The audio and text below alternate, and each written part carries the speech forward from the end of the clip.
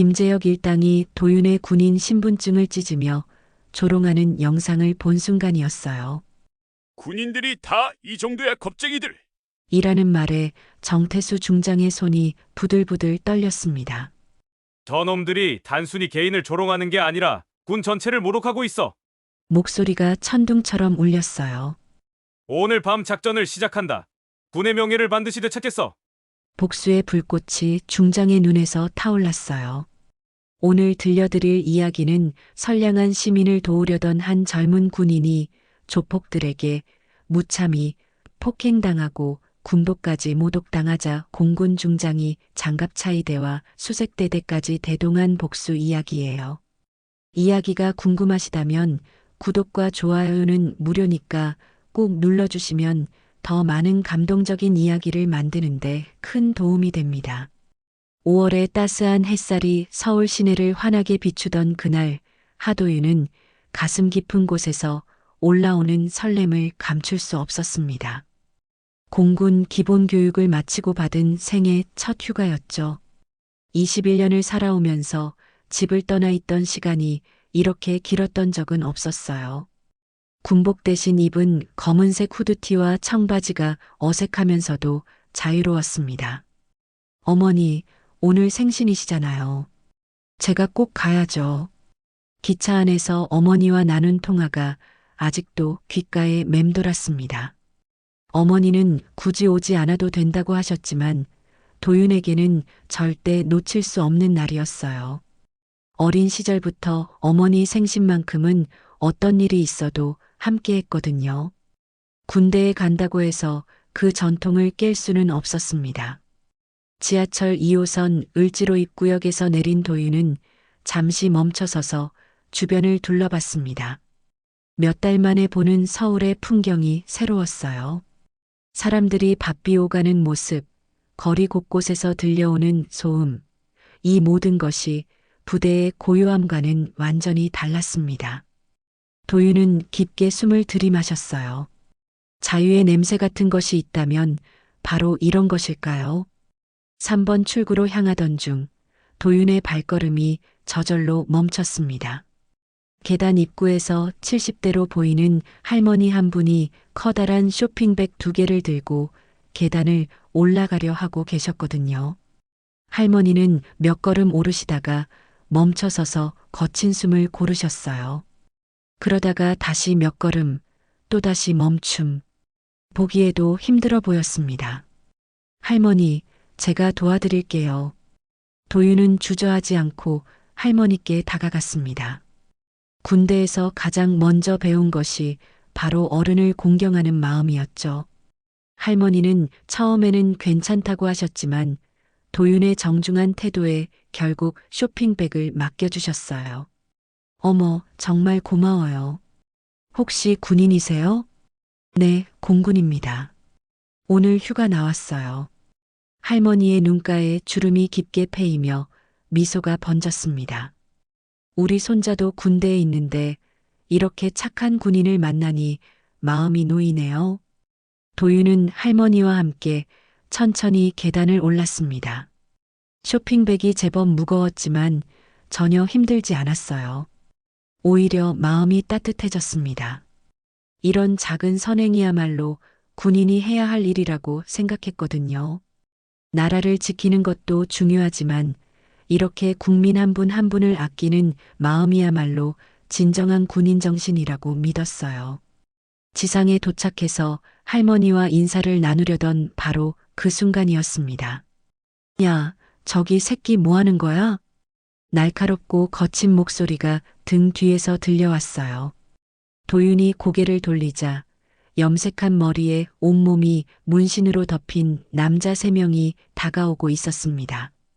가장 앞선 남자는 키가 크고 건장했는데 얼굴에 흉터가 있어서 더욱 험악해 보였어요.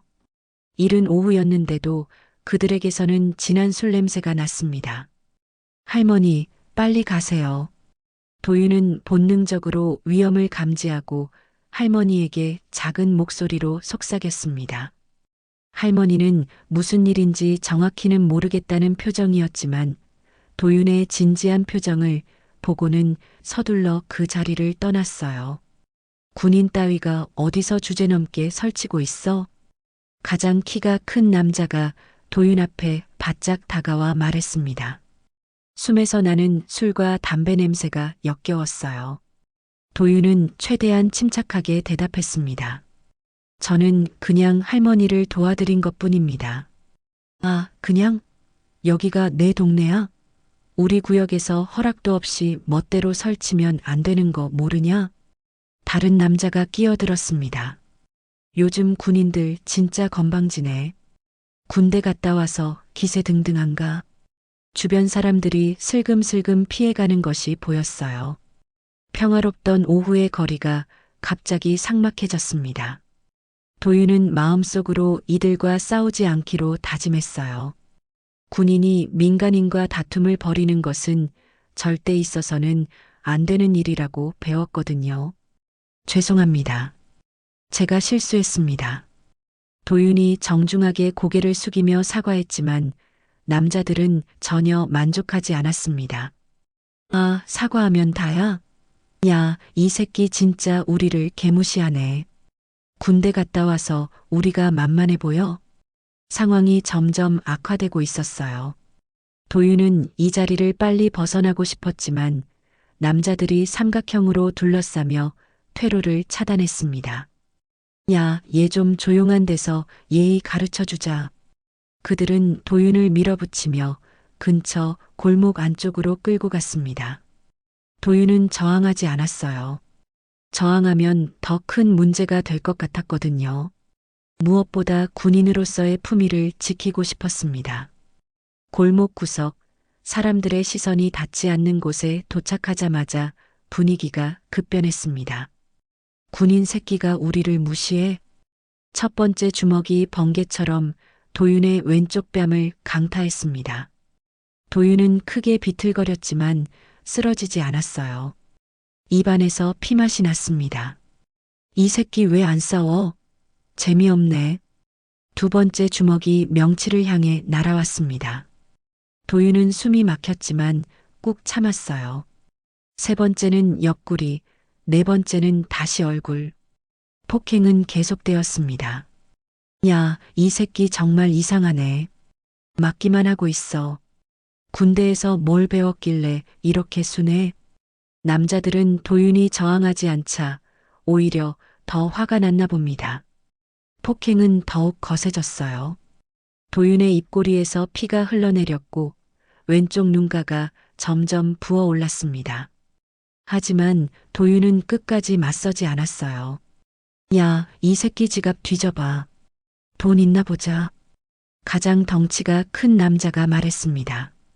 그들은 거침없이 도윤의 주머니를 뒤져서 지갑과 핸드폰, 그리고 군인 신분증까지 빼앗아 갔어요. 신분증을 본 남자가 비웃으며 말했습니다. 하도윤? 공군 이병? 와, 진짜 군인이었네.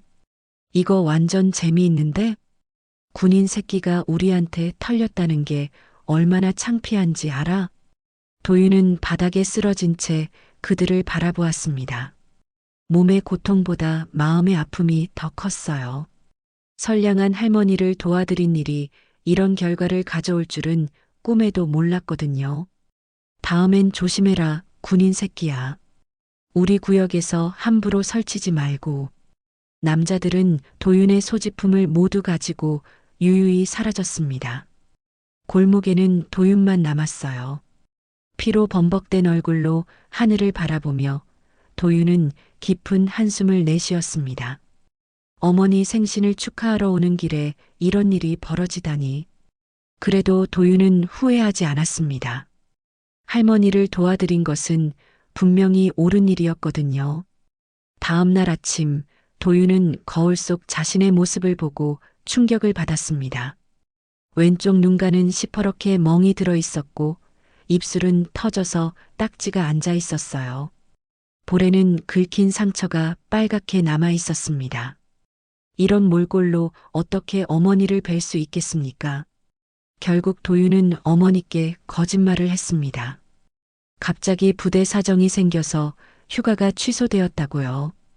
어머니의 실망스러운 목소리가 가슴을 아프게 했지만 이런 모습을 보여드릴 수는 없었어요. 그래도 괜찮다. 어머니가 걱정하시는 것보다는 낫지. 도윤은 스스로를 달래며 가까운 경찰서를 찾았습니다. 을지로 파출소는 지하철역에서 걸어서 10분 거리에 있었어요. 파출소 문을 열고 들어서자 당직 경찰관이 도윤의 얼굴을 보고 깜짝 놀랐습니다. 어떻게 된 거예요? 신고하러 왔습니다. 어제 폭행을 당했어요. 경찰관은 도윤을 의자에 앉히고 간단한 응급처치를 해주었습니다. 그리고 조서를 작성하기 시작했어요. 성함이 어떻게 되시죠? 하도윤입니다. 공군 이병이에요. 군인이시군요. 어제 무슨 일이 있었는지 자세히 말씀해 주세요. 도윤은 어제 있었던 일을 차근차근 설명했습니다. 할머니를 도와드리다가 조폭들과 마주친 것, 골목으로 끌려가서 폭행을 당한 것, 소지품을 모두 빼앗긴 것까지요. 혹시 범인들의 특징을 기억하시나요? 키가 큰 남자가 리더 같았어요. 얼굴에 흉터가 있었고 온몸에 문신이 있었습니다. 나머지 2명도 비슷했고요. 경찰관은 성의 없이 조서를 작성했습니다. 도윤이 보기에도 형식적인 절차를 밟고 있을 뿐이었어요. 뺏어간 물건들은 어떤 것들이죠? 지갑, 핸드폰, 그리고 군인 신분증이요. 지갑에는 현금 10만 원 정도와 카드들이 있었어요. 그리고 제가 속한 부대 사단장님 연락처도 있었습니다. 경찰관의 손이 잠시 멈췄습니다. 사단장 연락처요? 네, 정태수 중장님이세요. 혹시 모를 비상시를 대비해서 지갑에 넣어두었거든요. 정태수 중장? 경찰관이 다시 한번 확인했습니다. 도윤은 고개를 끄덕였어요. 네, 저희 사단장님이십니다. 경찰관은 잠시 무언가를 생각하더니 조서 작성을 마저 완료했습니다. 하지만 도윤이 보기에는 별로 적극적이지 않았어요. 일단 주변 상황을 살펴보고 연락드리겠습니다. 혹시 추가로 기억나는 것이 있으면 언제든 연락 주세요. 도윤은 실망스러웠지만 어쩔 수 없었습니다. 파출소를 나와서 부대로 돌아가는 길 마음이 무거웠어요. 과연 이 사건이 제대로 해결될 수 있을까요? 부대에 도착한 도윤을 본 동료들은 모두 깜짝 놀랐습니다. 도윤아, 얼굴이 왜 그래? 무슨 일 있었어? 도윤은 사실대로 말할 수밖에 없었어요. 할머니를 도와주다가 폭행을 당했다고요. 하지만 중대장의 반응은 예상과 달랐습니다. 뭐, 외박 중에 싸움을 했다고? 아닙니다. 저는 싸우지 않았어요. 그냥 맞기만 했습니다. 그게 중요한 게 아니야. 군인이 민간에서 사고를 쳤다는 게 문제지. 중대장은 도윤의 말을 제대로 들으려 하지 않았습니다. 오히려 도윤이 문제를 일으켰다는 식으로 몰아갔어요. 일단 대대장님께 보고해야겠어. 결국 도윤의 사건은 무단 외출 중 민간인과의 분쟁으로 기록되었습니다. 진실과는 전혀 다른 내용이었지만 도윤은 어쩔 수 없었어요. 군대에서는 상급자의 판단이 절대적이었거든요. 한편 도윤이 경찰서에서 나간 후 얼마 지나지 않아 이상한 일이 벌어지기 시작했습니다. 어제 도윤을 폭행했던 조폭들이 빼앗은 지갑을 뒤지고 있었거든요. 야, 이 새끼 지갑에 뭐 별거 다 들어있네. 현금은 별로 없고 카드들이랑 신분증이랑. 이거 봐. 명함 같은 거 있어. 그들이 발견한 것은 작은 메모지였습니다. 거기에는 정태수 중장의 이름과 연락처가 적혀 있었어요. 정태수? 중장? 이게 뭐야? 군대 높은 사람인가? 가장 덩치가 큰 남자가 메모지를 자세히 들여다봤습니다. 중장이면 별들 달린 거 아니야? 엄청 높은 거잖아. 어제 패준 그 새끼가 이런 높은 사람 알고 지내나? 모르겠어. 근데 이거 재미있을 것 같은데? 조폭들은 서로 눈을 마주보며 음흉한 미소를 지었습니다. 어제는 단순히 기분 나쁜 군인 한 명을 패준 것이었는데 생각보다 큰 물고기를 낚았을지도 모르겠다는 생각이 들었거든요. 야, 이 번호로 전화해 볼까? 미쳤어? 갑자기 전화하면 어떻게 해? 아니야, 재미있을 것 같은데. 군대 높은 사람한테 우리가 그 새끼 패줬다고 말해주는 거야. 그들은 점점 흥분하기 시작했습니다. 평소에도 군인들을 우습게 생각하고 있었는데 이번 기회에 제대로 한번 엮어볼 생각이었어요. 좋아, 한번 해보자. 어차피 우리가 뭘 잘못했다고. 그들은 도윤의 핸드폰을 이용해서 정태수 중장의 번호로 전화를 걸기로 했습니다. 물론 장난삼아서요. 하지만 그들은 몰랐습니다. 정태수 중장이 어떤 사람인지, 그리고 이 전화 한 통이 얼마나 큰 파장을 불러일으킬지를요. 그날 오후 정태수 중장의 사무실에 한 통의 전화가 걸려왔습니다. 발신번호를 보니 생소한 번호였어요. 여보세요? 정태수 중장님이세요? 전화 너머로 들려오는 목소리는 분명히 군인이 아니었습니다. 거칠고 무례한 말투였어요. 누구십니까? 아, 별거 아니고요. 어제 하도윤이라는 이병 있잖아요. 그 새끼 우리가 좀 패줬거든요. 정태수 중장의 표정이 순간 굳어졌습니다. 하도윤? 그 이름이 왜 이렇게 익숙하게 느껴질까요? 뭐라고 하셨습니까?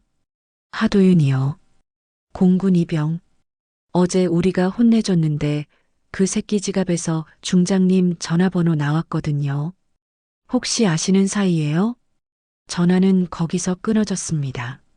정태수 중장은 멍하니 전화기를 내려다봤어요. 하도윤이라는 이름이 계속 머릿속을 맴돌았습니다. 어디서 들어본 이름 같은데. 그때 갑자기 기억이 떠올랐습니다. 하도윤. 바로 하준석의 외손자가 아니었을까요? 정태수 중장은 전화를 끊은 후 한동안 멍하니 앉아 있었습니다. 하도윤이라는 이름이 머릿속에서 계속 맴돌았어요. 분명히 어디서 들어본 이름이었는데 도대체 어디서였을까요? 김부관. 정태수 중장이 부관을 불렀습니다. 김대령이 급히 사무실로 들어왔어요. 예, 사단장님. 우리 부대에 하도윤이라는 이병이 있는지 확인해봐. 지금 당장. 김부관은 의아한 표정을 지었지만 즉시 컴퓨터를 켜고 인사정보를 검색했습니다. 몇 분 후 그의 얼굴에 놀라운 표정이 스쳤어요. 사단장님 있습니다. 하도윤 이병, 현재 제3전 투비행단 소속이에요. 그 이병의 신상 정보를 자세히 가져와. 김부관이 서류를 뽑아와서 정태수 중장 앞에 놓았습니다. 정태수 중장은 서류를 찬찬히 읽어 내려갔어요. 이름, 나이, 출신지, 가족관계를 확인하다가 한 줄에서 손이 멈췄습니다. 하준석 중장? 정태수 중장의 목소리가 떨렸습니다. 하준석? 그 이름을 보는 순간 30년 전 기억이 홍수처럼 밀려왔어요.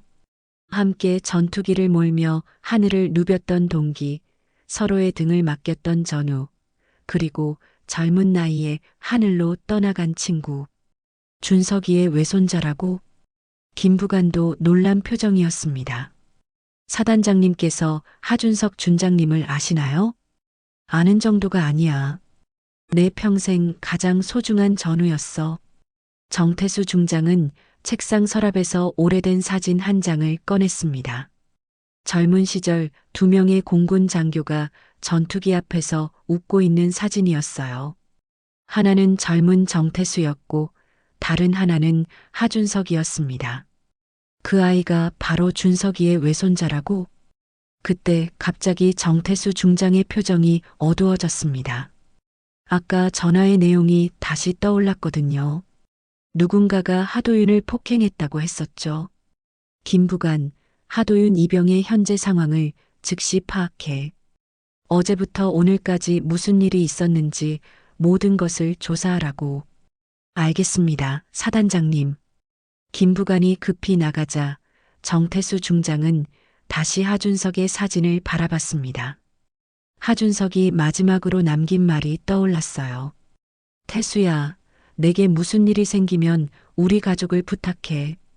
특히 외손자가 태어나면 꼭 잘 보살펴달라고. 그때는 농담인 줄 알았는데 하준석은 정말로 하늘로 떠나버렸습니다. 그리고 정태수 중장은 그 약속을 지키지 못했어요. 바쁜 군 생활에 치여 하준석의 가족과 연락이 끊어졌거든요. 1시간 후 김부관이 충격적인 보고를 가지고 돌아왔습니다. 사단장님, 하도윤 이병의 상황을 파악했습니다. 어떻게 된 거야? 어제 첫 휴가 중에 할머니를 도와주다가 조폭들에게 폭행을 당했습니다. 얼굴에 심한 타박상을 입었고 소지품을 모두 빼앗겼다고 해요. 정태수 중장의 얼굴이 점점 굳어졌습니다. 그래서 경찰에 신고했나? 네, 을지로 파출소에 신고했지만 별다른 조치가 없었다고 합니다.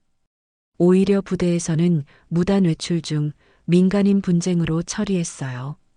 뭐라고? 정태수 중장이 벌떡 일어났습니다.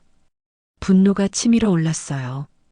우리 병사가 선량한 시민을 도와주다가 폭행을 당했는데 그걸 무단 외출 분쟁이라고? 중대장이 그렇게 보고했다고 합니다. 정태수 중장은 주먹을 꽉 쥐었습니다. 이건 단순한 문제가 아니었어요. 하준석의 외손자가 그것도 선행을 하다가 당한 일을 이렇게 처리한다는 것이 용납될 수 없었습니다. 김부관, 나에게 정확한 사실관계를 다시 조사해와. 그리고 하도윤 이병을 즉시 내 사무실로 불러. 알겠습니다. 1시간 후 도윤이 정태수 중장의 사무실에 나타났습니다. 얼굴에 멍과 상처가 여전히 생생했어요. 정태수 중장은 도윤의 모습을 보고 가슴이 미어지는 것 같았습니다. 하도윤 이병. 예, 사단장님. 앉아. 편하게 앉아서 어제 무슨 일이 있었는지 처음부터 끝까지 말해봐. 도윤은 조심스럽게 어제 있었던 일을 설명했습니다. 할머니를 도와드린 것, 조폭들과 마주친 것, 폭행을 당한 것, 소지품을 빼앗긴 것까지 모든 것을요. 정태수 중장은 도윤의 이야기를 들으며 점점 더 화가 났습니다. 이 젊은 군인이 얼마나 올바른 일을 했는지, 그리고 얼마나 억울한 일을 당했는지가 명확했거든요. 도윤아, 내 외할아버지가 하준석 중장이지? 도윤이 깜짝 놀랐습니다. 네, 맞습니다. 어떻게 하셨습니까? 나와 내 외할아버지는 동기였어. 하늘을 함께 날았던 가장 소중한 전우였지. 정태수 중장은 책상 위의 사진을 도윤에게 보여주었습니다. 도윤의 눈이 커졌어요. 외할아버지 말씀을 많이 들었습니다. 정태수 선배님 이야기도요. 그래. 내 외할아버지는 진정한 군인이었어. 국민을 지키기 위해 목숨을 바친 영웅이지. 정태수 중장은 잠시 멈췄다가 다시 말했습니다. 그런데 그 외할아버지의 외손자가 똑같이 국민을 도우려다가 이런 일을 당했다고? 저는 괜찮습니다, 사단장님. 괜찮을 리가 있나? 공군은 군인 이전에 국민의 아들이야. 국민의 아들이 이런 대우를 받아서는 안 돼. 정태수 중장의 목소리에 강한 결의가 담겼습니다. 김부관이 급히 들어왔습니다. 정보처장과 수사대장을 즉시 부르고 비상회의를 소집해. 그리고 기무사 서울지역 담당자에게도 연락해. 무슨 일이시지요? 우리 병사가 바깥에서 어떤 대우를 받았는지 정확히 파악하고 그에 합당한 조치를 취할 거야. 정태수 중장은 도윤을 바라보며 말했습니다. 도윤아, 내가 당한 일은 절대 그냥 넘어갈 수 없어. 내 외할아버지와의 약속도 있고 무엇보다 이건 군의 명예가 걸린 문제야. 그날 저녁 공군 정보처 소속 요원들이 비밀리에 움직이기 시작했습니다. 을지로 일대의 모든 CCTV 영상을 확보하고 주변 상인들을 대상으로 은밀한 조사가 시작되었어요. 조폭들의 신원과 소재를 파악하기 위한 본격적인 추적이 시작된 것입니다. 정태수 중장은 하준석의 사진을 다시 한번 바라보며 속으로 다짐했습니다. 준석아, 이번엔 내가 약속을 지키겠어. 내 외손자가 당한 일 절대 그냥 넘어가지 않을 거야.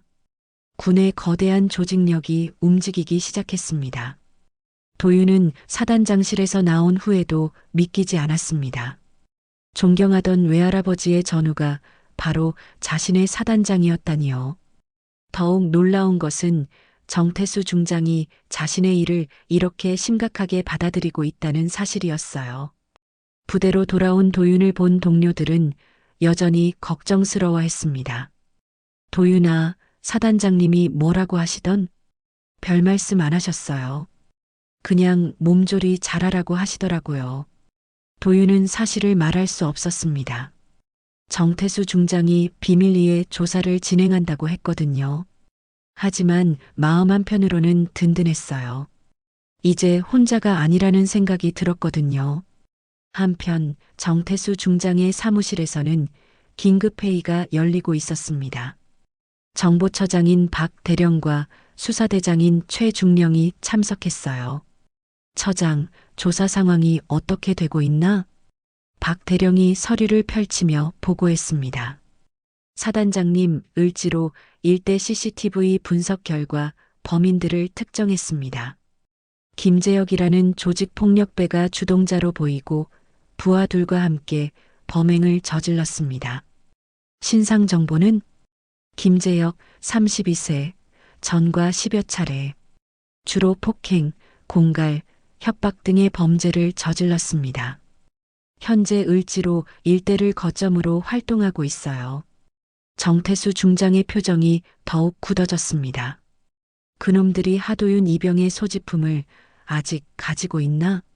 네, 핸드폰 위치 추적 결과 아직 그들이 소지하고 있는 것으로 보입니다. 그런데 사단장님, 이상한 점이 있습니다. 무엇이? 어제부터 그들이 하도윤 이병의 핸드폰으로 여러 번 전화를 시도했는데 모두 사단장님 번호였습니다. 정태수 중장이 눈살을 찌푸렸습니다. 내 번호로? 네. 아마 지갑에서 발견한 사단장님 연락처를 보고 장난삼아 전화를 건 것 같습니다. 다행히 사단장님께서 받지 않으셔서 연결되지 않았지만요. 이놈들이 정말로 우리를 우습게 보는군. 최중령이 끼어들었습니다. 사단장님, 민간 경찰과 협조해서 정식으로 수사를 진행하는 것이 어떨까요? 아니야. 이건 단순한 형사사건이 아니여. 정태수 중장은 책상 위에 하준석 사진을 바라보며 말했습니다. 이건 군의 명예와 관련된 문제야. 우리 병사가 선행을 하다가 당한 일을 그냥 넘어갈 수는 없어.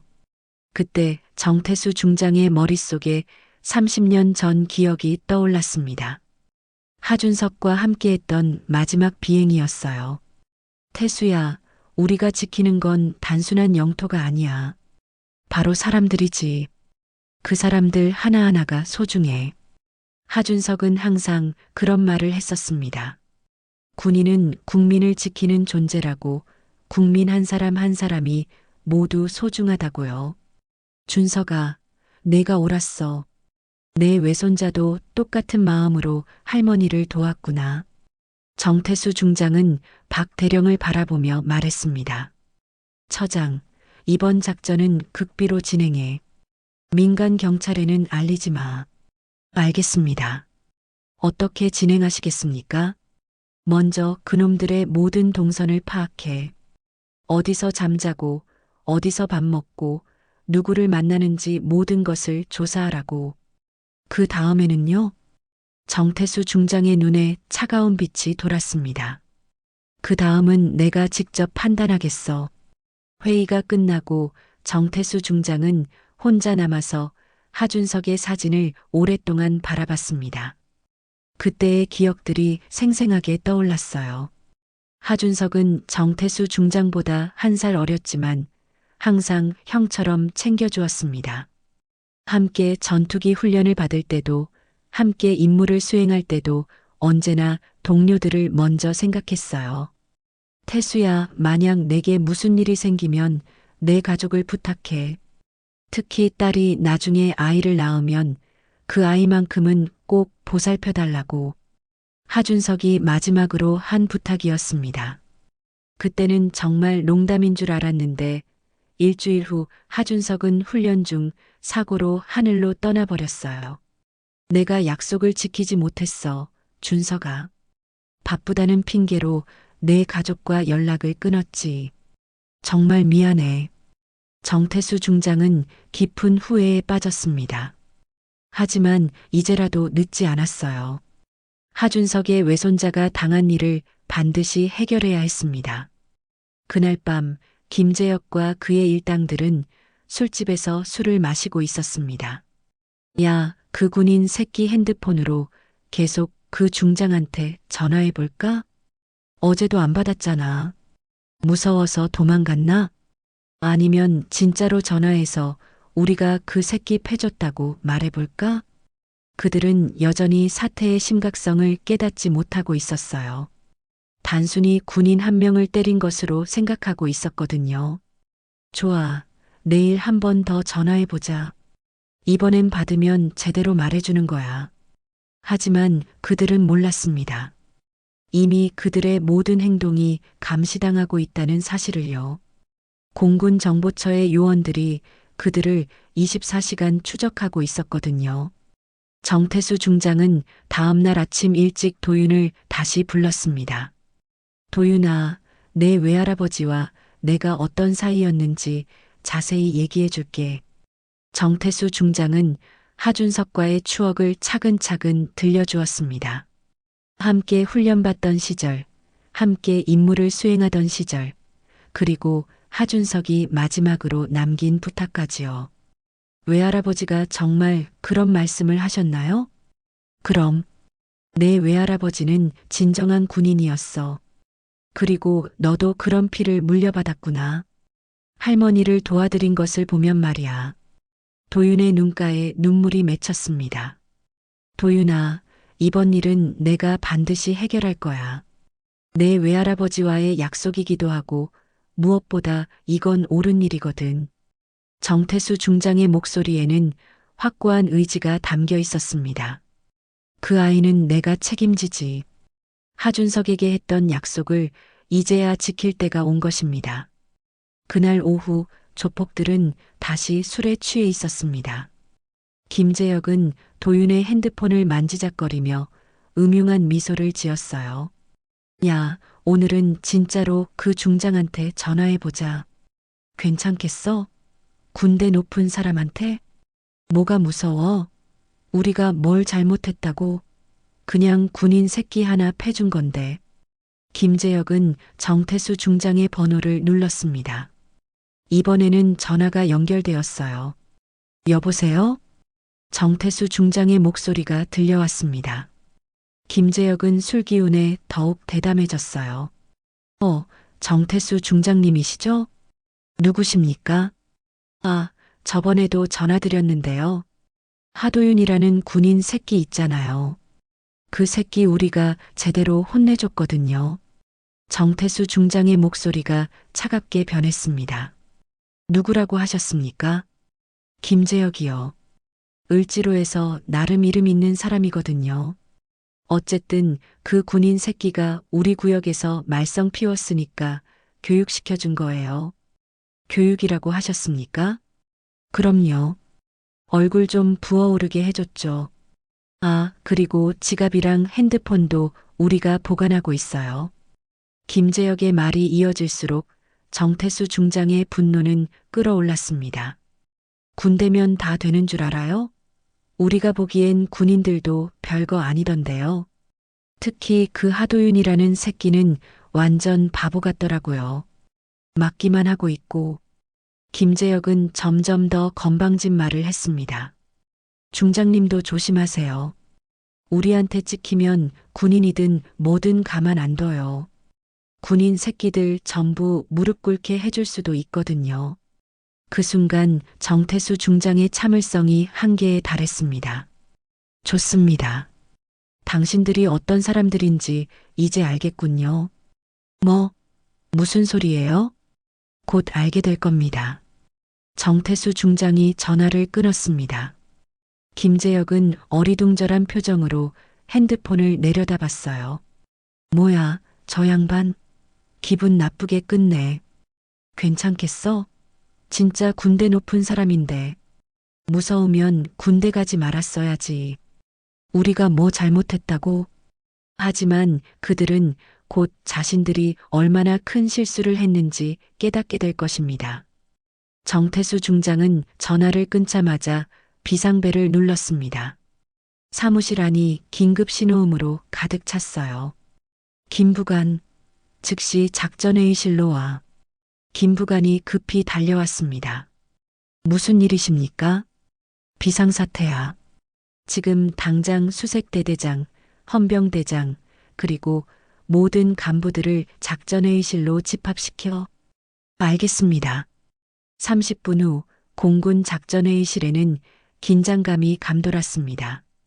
평소에 보기 힘든 전투복을 입은 장교들이 모여 있었어요. 정태수 중장의 표정은 그 어느 때보다 심각했습니다. 여러분, 지금부터 말하는 것은 1급 기밀입니다. 회의실이 조용해졌습니다. 우리 부대 소속 하도윤 이병이 민간에서 조직폭력배들에게 폭행을 당했습니다. 그런데 그놈들이 방금 전 나에게 직접 전화를 걸어 협박을 했어요. 참석자들이 술렁이기 시작했습니다. 군인을 무시하고 군 자체를 우습게 보는 발언을 했습니다. 이는 단순한 개인적 분쟁이 아니라 군 전체에 대한 도전입니다. 수색 대대장인 장중령이 손을 들었습니다. 사단장님, 어떻게 대응하시겠습니까?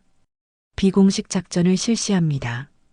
명목은 군사재난 대응 훈련이에요. 정태수 중장은 지도를 펼쳤습니다.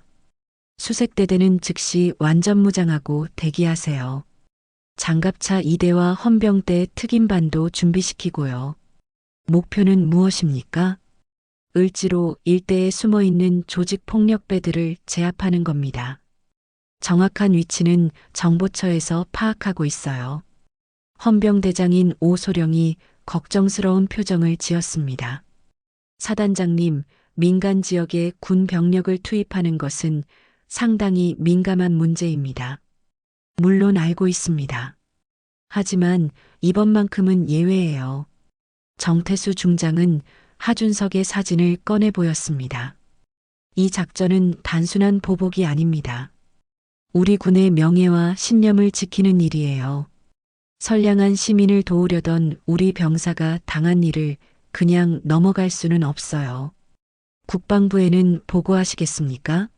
아니요. 이 작전은 우리 부대 단독으로 진행합니다. 훈련 명목이니까 별도 보고는 필요 없어요. 사실 정태수 중장도 위험한 결정이라는 것을 알고 있었습니다. 하지만 하준석과의 약속, 그리고 군인으로서의 신념을 지키기 위해서는 어쩔 수 없었어요. 작전명은 천둥입니다. 오늘 밤 12시에 시작해요. 알겠습니다. 모든 간부들이 일어나 격려했습니다. 공군 역사상 전례가 없는 비공식 작전이 시작되는 순간이었어요. 그날 저녁 부대는 비상체제로 돌입했습니다. 수색대대 특임대원들이 완전무장을 하고 대기했고 장갑차 2대가 은밀히 이동 준비를 마쳤어요. 헌병대 특임반도 야간 작전용 장비를 점검했습니다. 정태수 중장은 마지막으로 도윤을 불렀습니다. 도윤아, 오늘 밤 내가 당한 일에 대한 답을 줄 거야. 사단장님, 너무 큰일로 만드시는 것 같아서 걱정됩니다. 아니야. 이건 반드시 해야 할 일이야. 내 외할아버지도 같은 상황이었다면 똑같이 했을 거야. 정태수 중장은 창밖을 바라보며 말했습니다. 군인은 국민을 지키는 존재야. 그런데 국민을 지키려던 군인이 오히려 당했다면 이걸 바로잡는 것도 군인의 의무지. 밤 11시 모든 준비가 완료되었습니다. 정태수 중장은 작전 지휘소에서 최종 점검을 했어요. 정보처 목표 지점 상황은 김재혁과 일당들이 을지로 뒷골목 아지트에 모여 있습니다. 총 5명 확인됩니다. 수색대대 준비 상황은 완전 준비 완료했습니다. 장갑차 팀은 이동 대기 중입니다. 정태수 중장은 시계를 보았습니다. 자정까지 1분 남았어요. 모든 팀 작전 개시 준비. 김재혁과 일당들은 여전히 술을 마시며 떠들고 있었습니다. 아직도 자신들에게 무슨 일이 닥칠지 전혀 모르고 있었어요. 작전명 천둥 개시. 정태수 중장의 명령과 함께 공군 특임대가 서울 시내로 은밀히 이동하기 시작했습니다. 국방부도 경찰도 모르는 비밀 작전이 시작된 것입니다. 작전이 시작되기 몇 시간 전 도윤은 자신의 침상에 앉아 깊은 고민에 빠져 있었습니다. 사단장님이 자신을 위해 이렇게 큰 일을 벌이려 한다는 사실이 부담스러웠어요. 물론 고마웠지만 동시에 미안한 마음도 컸습니다. 이건 내가 감당해야 할 일인데. 도윤은 책상에 앉아 편지지를 꺼냈습니다. 정식 보고서 대신 손편지로 자신의 마음을 전하고 싶었어요. 펜을 들고 한참을 고민하다가 천천히 글을 써내려갔습니다. 존경하는 정태수 중장님께, 저는 하도윤 이병입니다. 오늘 사단장님께서 저를 위해 큰 결정을 내리시려 한다는 것을 알게 되었습니다. 정말 감사하지만 동시에 죄송한 마음입니다. 제가 당한 일은 제가 감당하겠습니다. 사단장님께서 외할아버지의 전우라는 이유로 그리고 저를 아껴주신다는 이유로 이런 큰일을 벌이시는 것이 마음에 걸립니다. 군인이라면 개인적인 감정보다는 더 큰 대의를 생각해야 한다고 배웠습니다. 저 하나 때문에 부대 전체가 위험에 빠질 수도 있다는 생각이 듭니다. 제발 작전을 중단해 주세요. 저는 괜찮습니다. 외할아버지께서도 이런 상황이었다면 더 큰 그림을 보셨을 것이라고 생각합니다. 도윤은 편지를 다 쓰고 나서 한참을 바라봤습니다. 정말 이것이 옳은 일일까요? 하지만 더 많은 사람들이 피해를 보는 것은 원하지 않았어요. 편지를 들고 사단장실로 향하던 도윤은 복도에서 김부관과 마주쳤습니다. 도윤 이병, 어디 가는 거야? 사단장님께 전달할 편지가 있습니다. 김부관은 편지를 받아들며 말했습니다. 사단장님은 지금 작전 브리핑 중이야. 내가 전달해 드릴게. 감사합니다. 도윤은 무거운 마음으로 자리를 떠났습니다. 한편 정태수 중장은 작전 준비를 점검하면서도 마음 한편으로는 복잡한 감정을 느끼고 있었습니다. 정말 이것이 옳은 결정일까요? 하지만 하준석과의 약속, 그리고 군인으로서의 신념을 생각하면 물러설 수 없었어요. 그때 김부관이 도윤의 편지를 가져왔습니다. 사단장님, 하도윤 이병이 전달해달라고 한 편지입니다. 정태수 중장은 편지를 읽고 나서 깊은 한숨을 내쉬었습니다. 도윤의 마음을 충분히 이해할 수 있었어요. 하지만 이건 도윤 개인의 문제가 아니었습니다. 김부관, 하도윤 이병을 다시 불러. 지금 이 시간에요? 지금 당장. 10분 후 도윤이 사단장실에 나타났습니다. 정태수 중장은 편지를 들고 있었어요. 도윤아, 내 편지 잘 읽었어. 사단장님, 정말 작전을 중단해 주세요. 저는 괜찮다니까요. 앉아.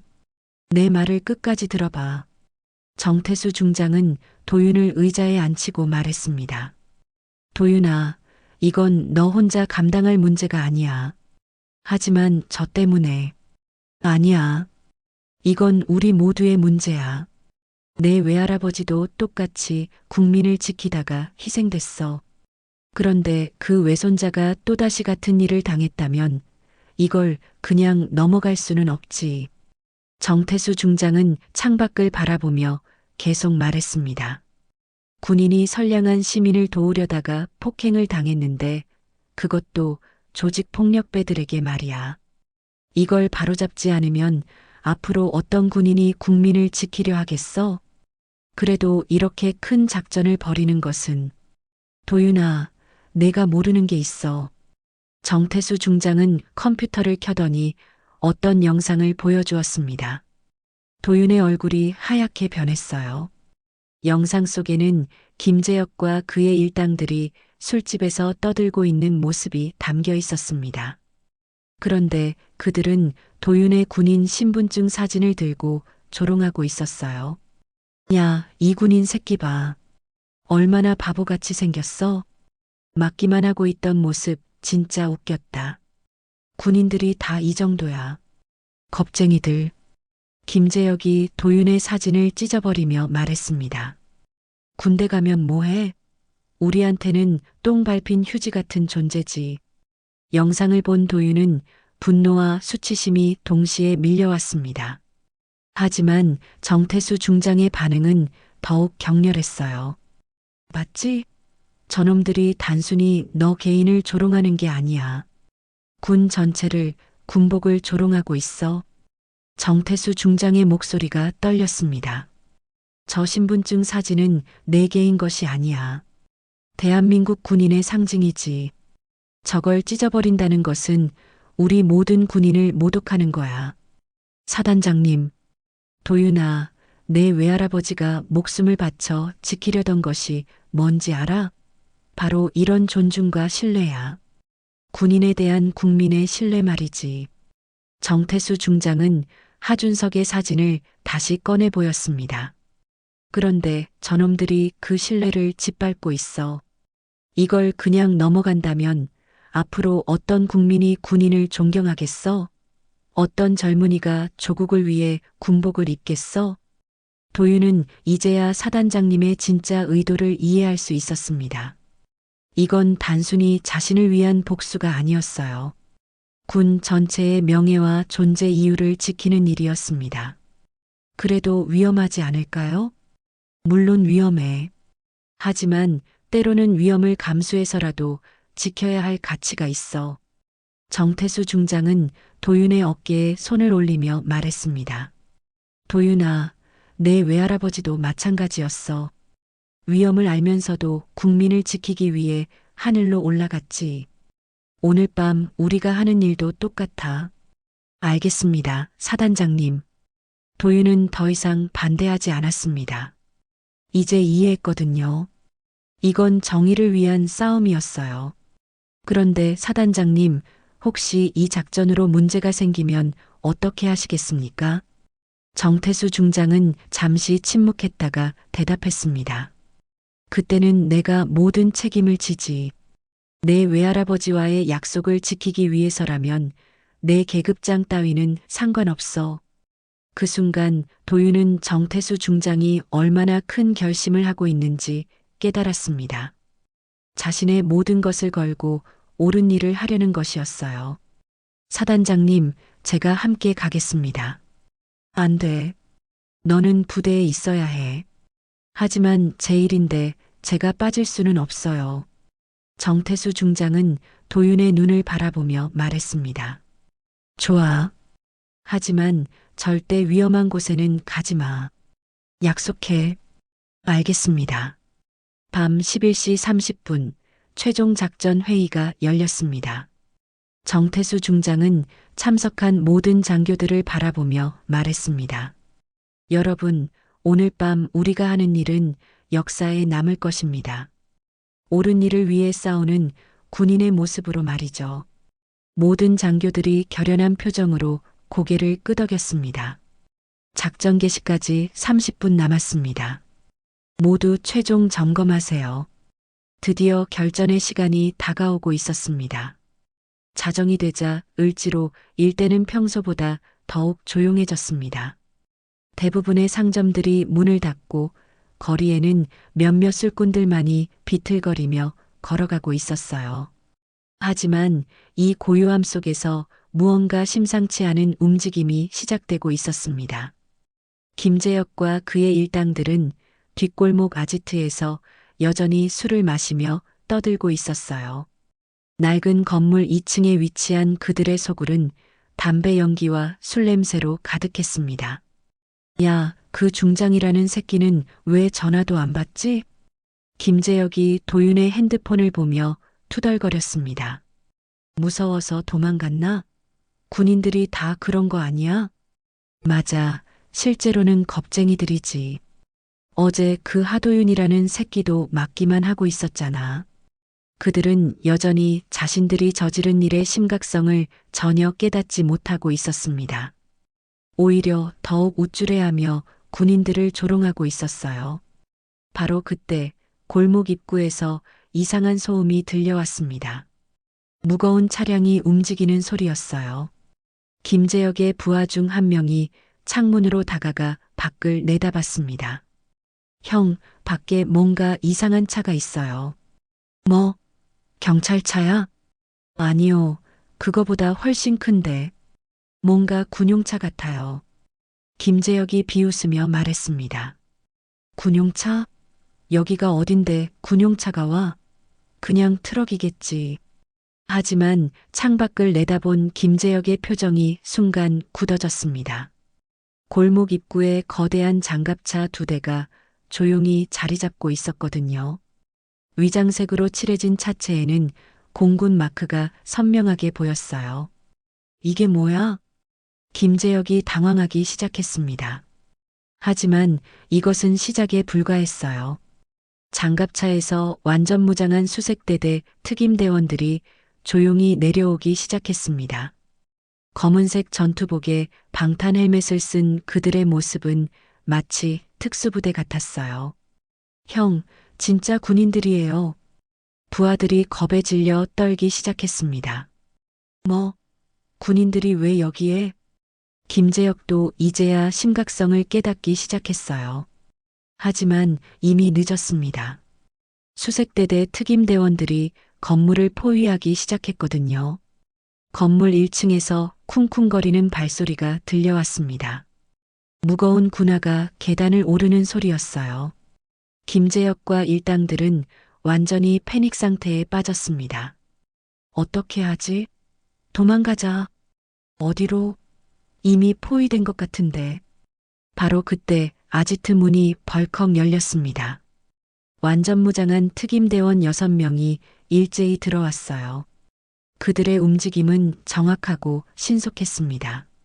모두 움직이지 마시오. 특임대원들의 우렁찬 목소리가 아지트를 가득 채웠습니다. 김재혁과 일당들은 술에 취한 상태에서 갑작스럽게 벌어진 상황에 제대로 대응할 수 없었어요. 뭐야 이것들? 여기가 어딘데 함부로 들어와? 김재혁이 허세를 부리며 소리쳤지만 목소리가 떨리고 있었습니다. 우리는 공군 수색대대 특임반입니다. 현재 군사훈련을 실시하고 있으니 협조해 주시기 바랍니다. 특임대장인 이중희가 침착하게 말했습니다. 군사훈련? 웃기지 마. 여기가 군사지역이야? 김재혁이 항의했지만 특임대원들은 전혀 개의치 않았어요.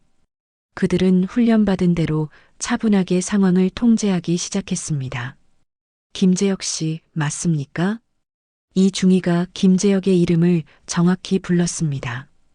김재혁은 깜짝 놀랐어요. 어떻게 내 이름을? 하도윤 이병을 아시겠습니까?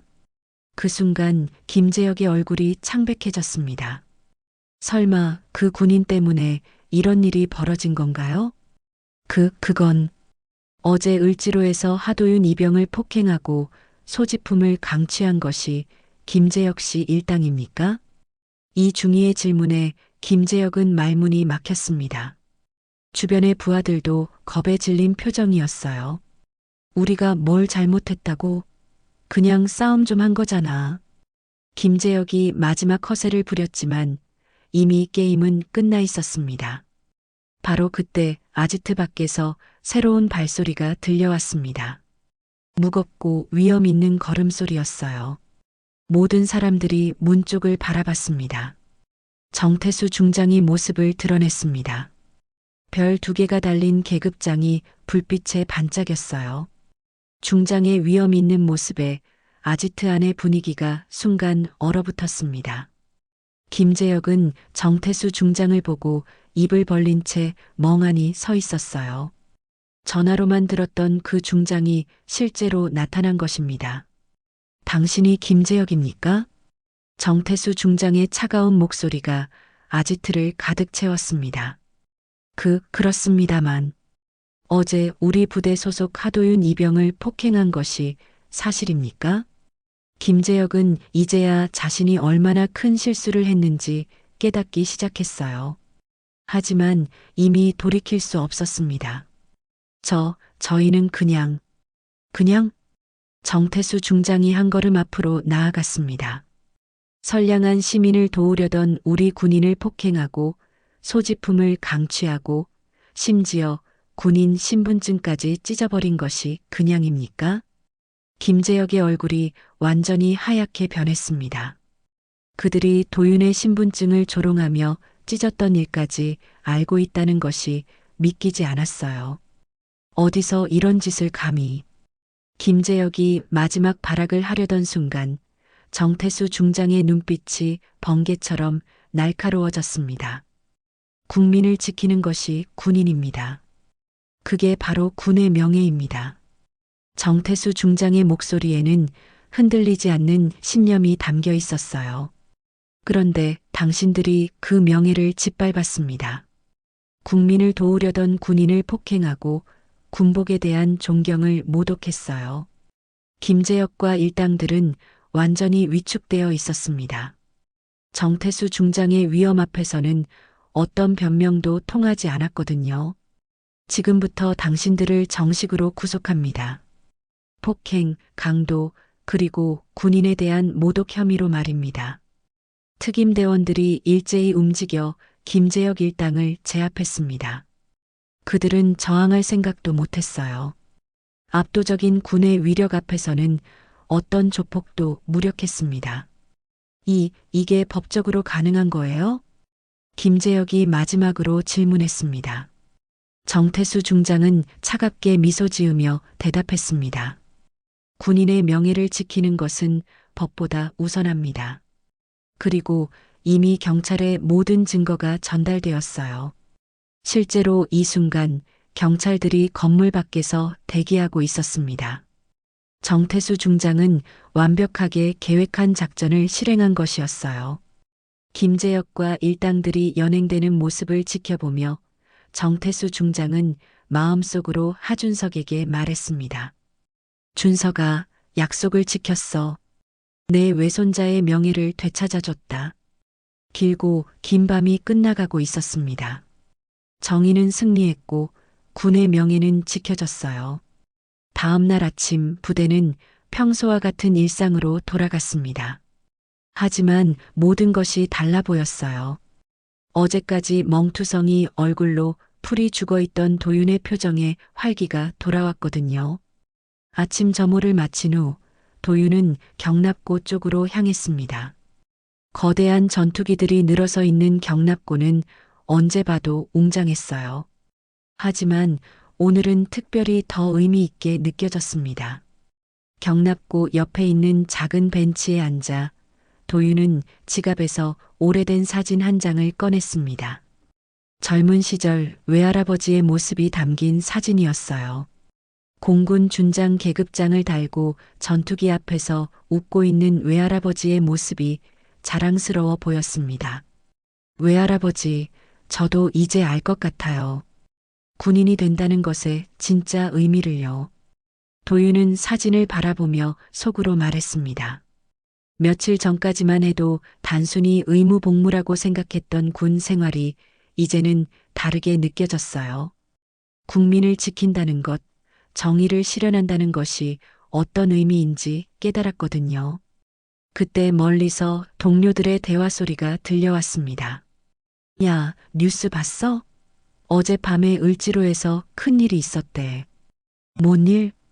조폭들이 군인 폭행한 사건 있잖아. 그놈들 전부 잡혔대.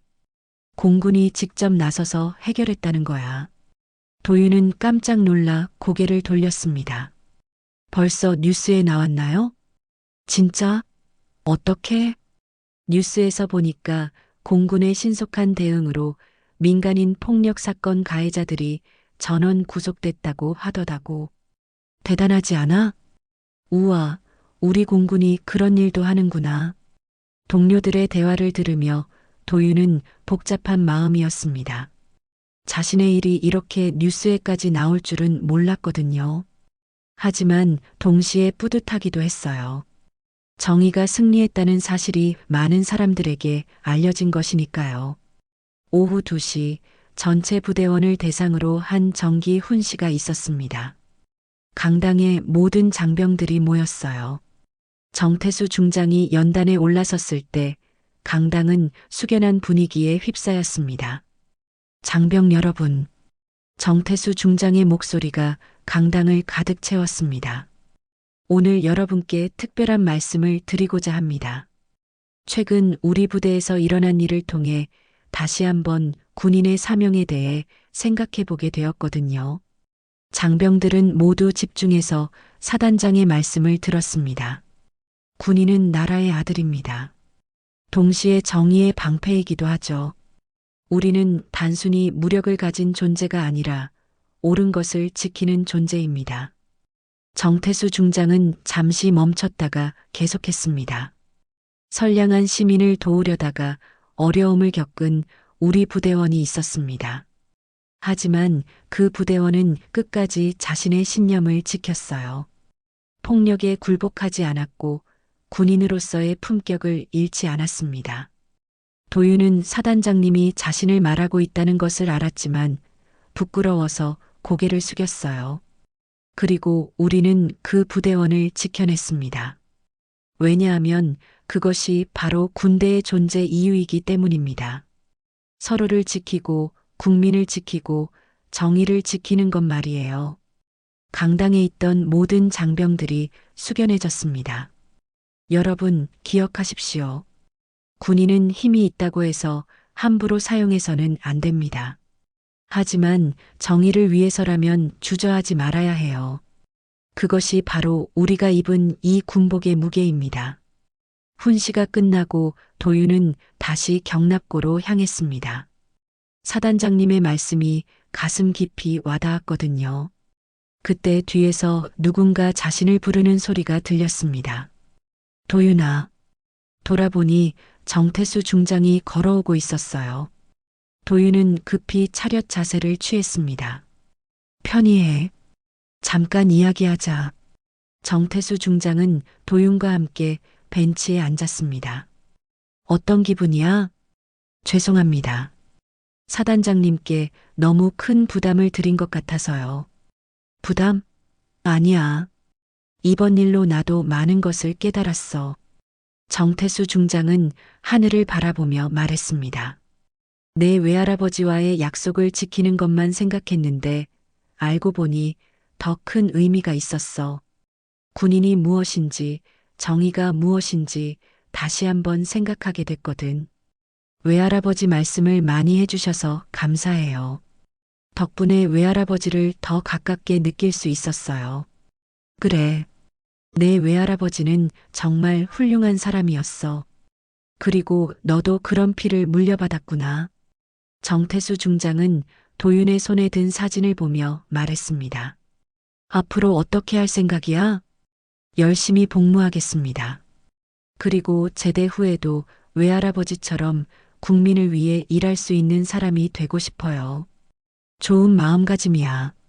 하지만 너무 부담 갖지는 마. 내가 어제 할머니를 도왔던 그 마음만 있으면 충분해. 정태수 중장이 자리에서 일어났습니다. 도윤아, 내 외할아버지가 자랑스러워할 거야. 손자가 이렇게 멋진 군인으로 자라났다는 걸 말이야. 사단장이 떠나고 혼자 남은 도윤은 다시 외할아버지 사진을 바라봤습니다. 그리고 천천히 하늘을 올려다봤어요. 구름 사이로 파란 하늘이 펼쳐져 있었습니다. 외할아버지, 이젠 제가 그 약속을 지키겠습니다. 도윤의 목소리는 확신에 차 있었어요. 국민을 지키는 군인, 정의를 실현하는 사람이 되겠습니다. 외할아버지께서 보여주신 길을 따라가겠어요. 그때 경납고에서 전투기 엔진 소리가 들려왔습니다. 조종사들이 훈련을 위해 이륙 준비를 하는 소리였어요. 도윤은 그 소리를 들으며 마음속으로 다짐했습니다. 언젠가 자신도 저 하늘을 날 수 있다면 좋겠다고요. 외할아버지처럼, 정태수 중장님처럼 하늘에서 조국을 지키는 날이 올 수 있다면 좋겠다고요. 전투기가 이륙하는 모습을 바라보며 도윤은 새로운 꿈을 키워나가기 시작했습니다. 단순히 복무 기간을 채우는 것이 아니라 진정한 군인으로 성장하겠다는 꿈을요. 며칠 전까지만 해도 억울하고 분했던 마음이 이제는 감사함으로 바뀌었습니다. 이 모든 일을 통해 자신이 무엇을 해야 할지, 어떤 사람이 되어야 할지 깨달았거든요. 하늘 높이 사라져가는 전투기를 바라보며 도윤은 마음속으로 외할아버지에게 인사했습니다. 그리고 새로운 시작을 약속했어요. 이제 진짜 비행이 시작되는 것입니다. 하도윤이라는 한 젊은 군인의 새로운 여정이 시작되는 것이었어요. 끝까지 시청해 주셔서 정말 감사합니다. 여러분이라면 이런 상황에서 도윤처럼 끝까지 참으셨을지 아니면 다른 선택을 하셨을지와 지금 어디에서 이 영상을 시청하고 계신지 댓글로 남겨주시면 정말 감사하겠습니다.